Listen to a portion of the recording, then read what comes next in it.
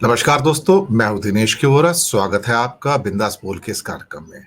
आप हमारे कार्यक्रमों को पसंद कर रहे हैं, बहुत बहुत शुक्रिया। और अच्छी फीडबैक भी देते हैं, कई बार ट्रोल भी करते हैं। इस पार्ट ऑफ लाइफ बात करेंगे आज इंटरनेशनल मॉनेटरी फंड की first deputy managing director, first deputy MD, यानी कि नंबर 2 रैंक पे है इस समय आईएमएफ के अंदर, और वो अगली आईएमएफ की चीफ बनेंगी।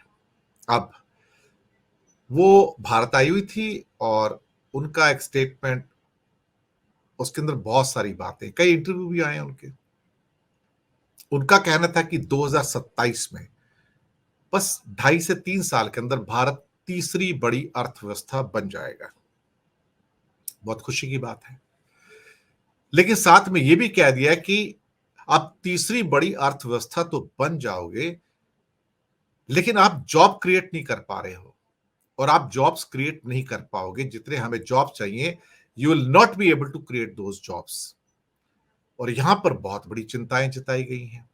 इसका मतलब यह होता है कि अगर आप 2027 में तीसरी बड़ी अर्थव्यवस्था बन रहे हो, उसका एक बहुत बड़ा कारण है कि हम इतनी जल्दी तीसरी कैसे बन रहे हैं। 2029-30 में बनना था। उसका कारण यह है कि जापान जो $5 ट्रिलियन की अर्थव्यवस्था था, वो डाउन होकर 4.2 पे आ गया है।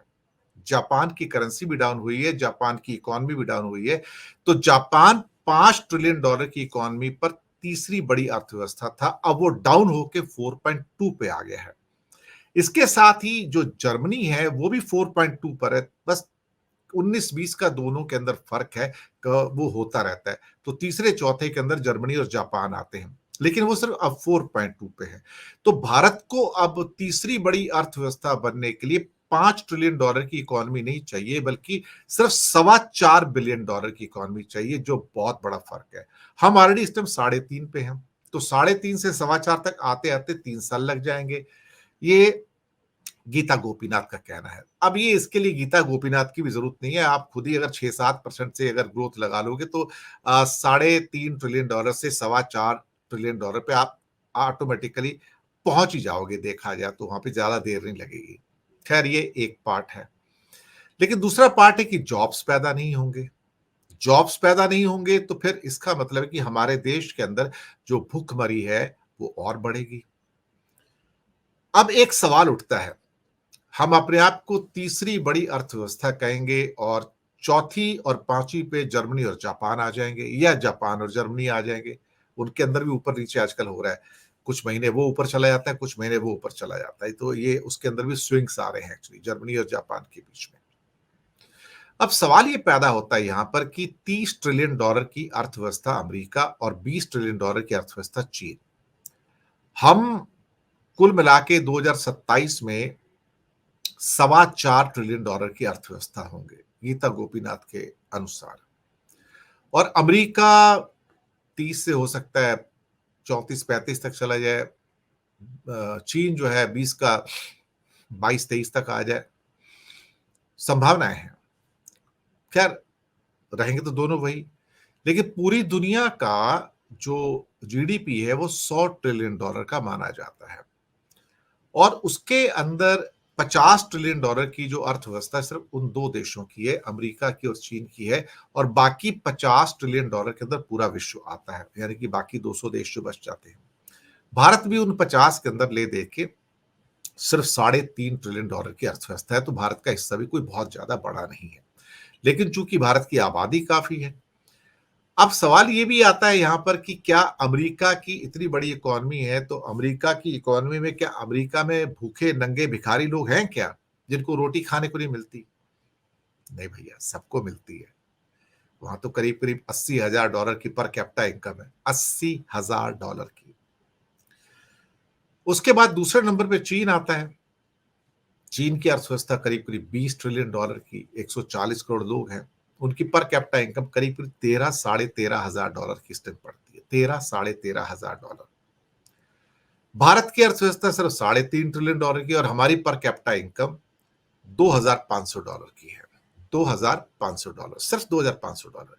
यानी कि हम $2,500 पे करीब करीब 13-13,500 के ऊपर चीन है, और $80,000 के ऊपर अमेरिका है। क्या आपको लगता है कि हम इन तीन इकोनॉमीज को कंपेयर कर सकते हैं? आप सोचिए इस बारे में। $80,000 पर कैपिटा की इनकम और फिर $13,500 की पर कैपिटा इनकम और फिर $2,500 की पर कैपिटा इनकम, क्या इसको हम कंपेयर कर सकते हैं? क्या कंपेरेबल है? क्या मोदी जी बाहर जाके बताएंगे कि मैं तीसरी बड़ी अर्थव्यवस्था तो हूं, लेकिन मेरे यहां 80 करोड़ भिखारी हैं, भूखे नंगे हैं, उनके पास खाने को रोटी नहीं है? क्या दुनिया की कोई ऐसी अर्थव्यवस्था है जो टॉप 5 में या टॉप 10 में है और वहां लोगों को खाने को रोटी ना मिलती हो? इंडिया एकमात्र ऐसा एक्सेप्शन कंट्री होगा टॉप 10 अर्थव्यवस्थाओं में से जिसके 80 से 100 करोड़ लोग भूखे हैं, नंगे हैं, असहाय हैं। हैरानी है ना? तो क्या इसका मतलब ये समझा जाए कि भारत तीसरी बड़ी अर्थव्यवस्था बन जाएगा तो जर्मनी और जापान भारत से लोन लेंगे? आप सोचिए इस बात को अब। तो इसका मतलब क्या जर्मनी, जापान और उसके नीचे फ्रांस है, उसके नीचे ब्रिटेन है, तो क्या वो भारत से लोन लिया करेंगे कि भाई साहब आप तो बहुत अमीर हो, आप तो $4.25 ट्रिलियन की इकोनॉमी हो? तो जर्मनी आके कहेगा भाई साहब अब मुझे थोड़ा पैसा वैसा दो सर, मैं तो गरीब आदमी हूं, आपसे नीचे हूं मैं तो। लेकिन जर्मनी की जो पर कैपिटा इनकम है ऑलमोस्ट 60 से 70 हजार डॉलर है।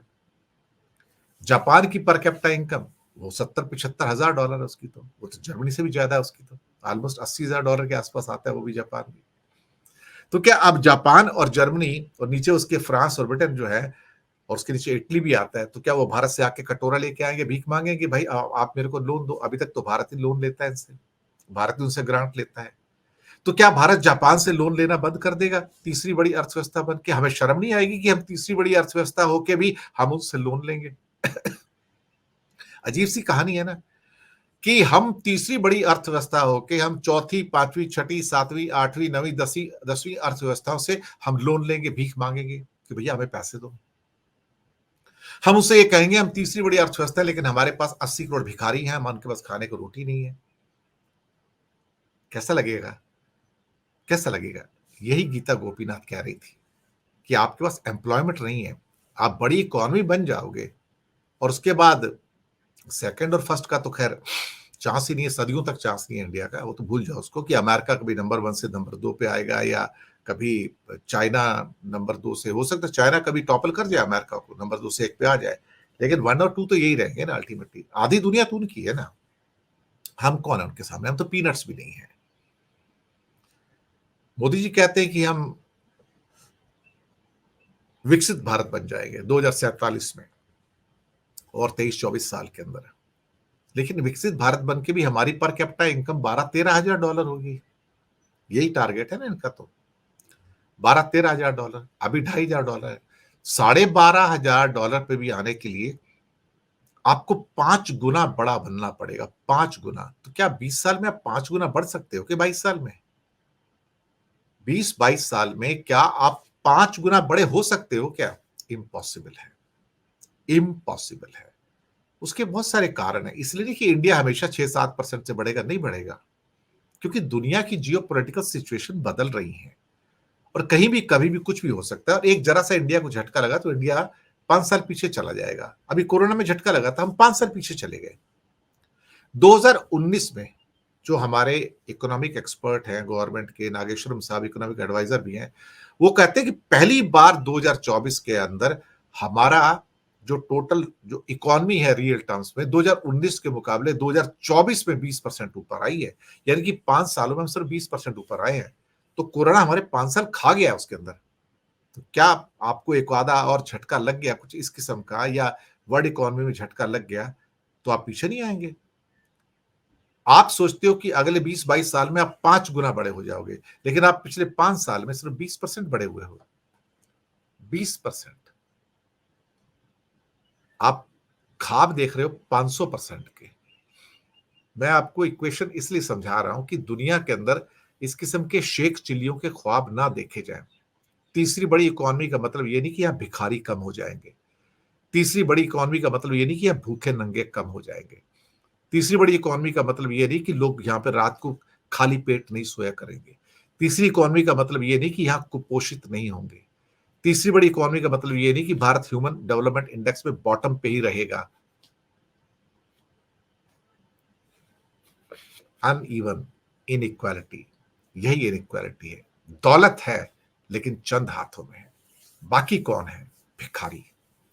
एक एंटीलिया खड़ा है मुकेश अंबानी का, और उसके आसपास देखेंगे तो उसी मुंबई शहर के अंदर आपको लाखों झोपड़पट्टी नजर आएंगी, जिसके अंदर लोग 2 वक्त की रोटी को तरसते हैं।